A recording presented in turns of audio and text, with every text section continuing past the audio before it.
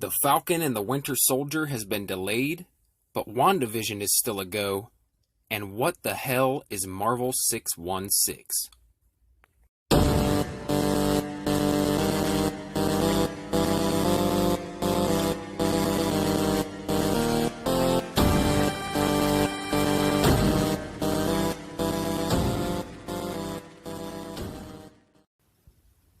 Ladies and gentlemen, welcome to Marvel Plus, the podcast devoted to breaking down, dissecting, and reviewing all Disney Plus Marvel series. My name is Brett Scott, I am your host, and this is the show. I know, I said the next time I talk to you would be to break down and review the first episode of one of these series, but I couldn't stay away. I found some new information and an answer to a question that I posed last week. So once again, this is going to be a news/update episode. We don't have any series yet to discuss, so let's just get right into it. On the last episode, I discussed how I was confused by the release of WandaVision trailer when we still hadn't gotten a full-length Falcon and the Winter Soldier trailer. And I said, where the hell is it? Well, since then, I've been enlightened. Marvel Studios addressed this sometime last week, I believe, saying, The Falcon and the Winter Soldier will be delayed until 2021, while WandaVision will remain a 2020 release as planned, thus taking the spot of Falcon and the Winter Soldier as the first MCU-connected series to premiere on Disney+. While WandaVision wrapped production already, The Falcon and the Winter Soldier was delayed because of the pandemic, and it's still currently filming. So, I'm guessing that the continuity won't be affected by this change. I don't think they would do that. I feel like if it was, they would have just pushed everything back in order to keep it intact. I mean, that would be terrible. I like my Marvel as coherent as possible. It's not always perfect. There's definitely been some retcons, but for the most part, timeline, continuity-wise, the MCU puts 20th Century Fox X-Men franchise to shame. I'd hate for it to venture down the same path where storylines don't match up and several threads are never pulled. As I said in the last episode, after that trailer, I'm psyched for WandaVision. I was definitely looking forward to seeing Falcon and the Winter Soldier first, but at this point, give me something. Because, it's been 2 months already. We were supposed to already have it. And if that something's going to be WandaVision, I'm perfectly happy with that. Okay. Now, something that I didn't mention in the last episode, but I maybe should have. We also got a trailer for a docu-series called Marvel 616. It looks pretty damn cool. It's slated for an early November release. So I think we might actually see that before we get the WandaVision first episode. So I'm not sure. I'll have to look into that. I think this may be first. Anyway, the only reason I didn't mention it before is that it's not technically what this podcast is aimed at. Marvel Plus was created to break down and review the series that are connected to the MCU. But it's still a Disney Plus Marvel series, I guess. So if listeners would like to hear my thoughts on it, I'd be happy to do a few episodes on the Marvel 616 as well.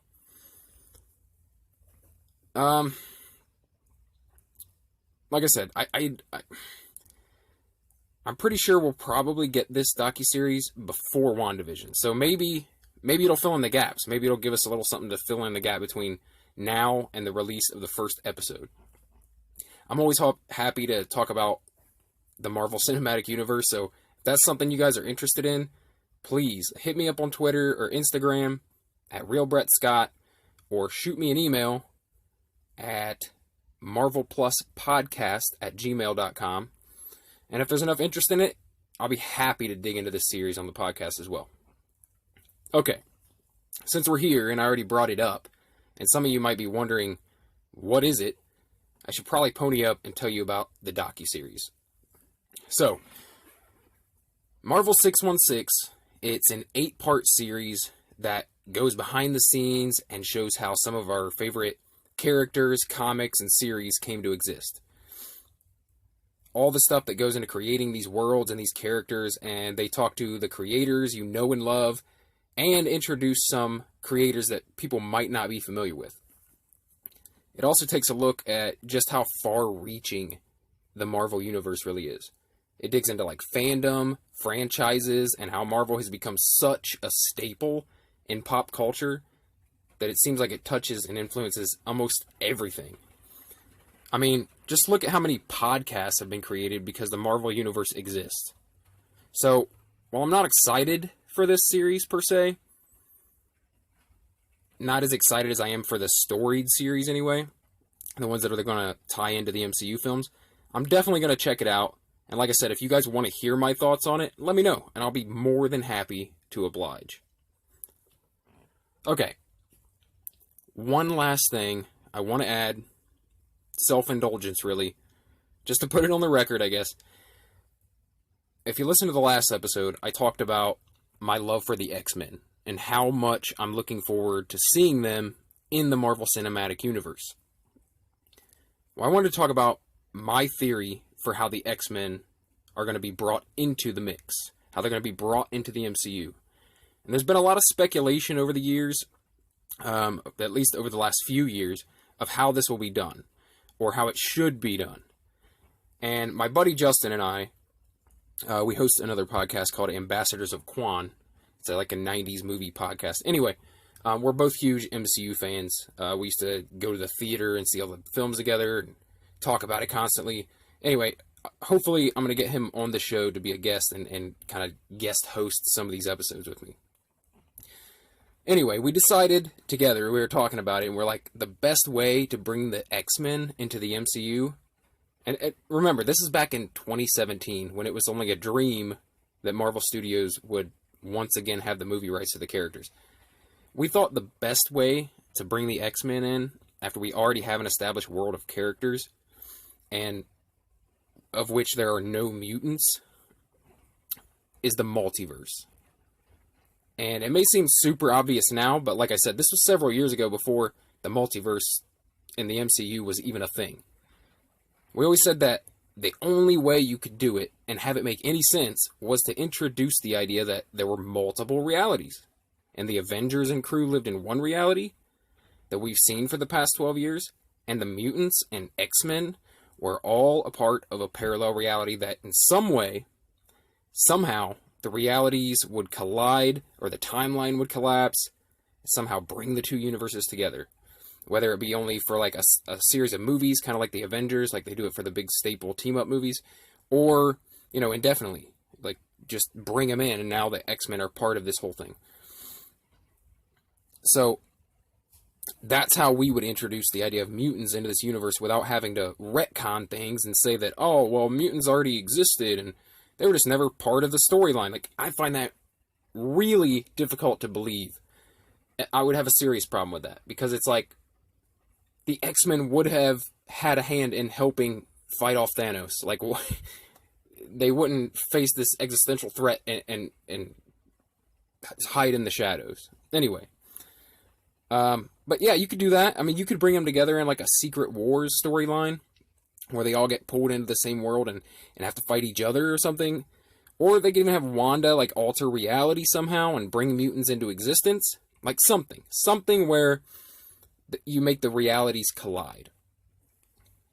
So as soon as they introduced time travel for Endgame, it seemed like there was a chance that the theory was correct. We're like, oh shit, this seems like it's going to be what we thought it would be, okay? And it's been teased several times, right? You have time travel creating possible alternate timelines with Ant-Man and Endgame, right? And then you have Spider-Man Far From Home, even though it was a hoax, actually introduced the idea of parallel realities with different characters we've never seen. And when they announced Doctor Strange 2 in the Multiverse of Madness, I was like, yes, they're doing it. And then, earlier this week, when it was announced that Kevin Feige was hoping to have Hugh Jackman return as Wolverine, and Andrew Garfield and Tobey Maguire return as alternate versions of Spider-Man, it damn near solidified it. I mean, it's in the damn bag, right? okay, so it's not in the bag. It still remains to be seen, but I think it's fairly obvious now that it's the direction they're going. And I think, personally, it would be a perfect way to introduce the X-Men. Okay, that's my opinion, and I'm sticking to it. Love me, hate me, chastise me, rip me apart if you so choose. In fact, do that. Hit me up on Instagram or Twitter at RealBrettScott. Let me know what you think of this idea. Do you think it's obvious that that's how it'll be done? If so, do you wish they would introduce the X-Men some other way? Do you think that's a stupid idea? Look, I'd even be okay with them having several X-Men movies take place in their own universe before they ever cross over.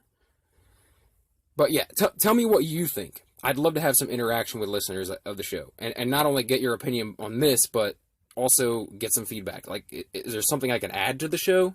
Is there something you'd get rid of? Is there something you'd like me to talk about that I haven't hit yet? Hit me up. Let me know. I will engage with anyone who wants to talk about this stuff. I love it. I love to talk with people who love this stuff as much as I do. All right, ladies and gents, that is going to do it for this episode. If you enjoy what I'm doing, please favorite or follow the podcast so you get each episode as I post them. And if you would be so kind, share the episode. I don't have a marketing or promotional budget of any sort. And let's be honest, a lot of people and a lot of podcasts do commentary on Marvel properties. It's really easy to get lost in the mix. So if you'd like to see this podcast grow, the best thing you can do is share the episodes on social media and let people know there's a podcast devoted solely to the Disney Plus Marvel series. In addition, if you happen to be listening on iTunes or Apple Podcasts, don't go out of your way, but if you're listening on those platforms, drop me a 5-star review rating and write a few words about the podcast in a written review. This will bump up the podcast in the algorithm and ensures that more people will see the podcast and hopefully give it a try. The reception so far has been awesome, and I appreciate everyone who has taken the time to listen. I know there are a lot of Marvel podcasts out there, so I appreciate you giving this one a shot. Until next time, I'm Brett Scott, and this has been Marvel Plus.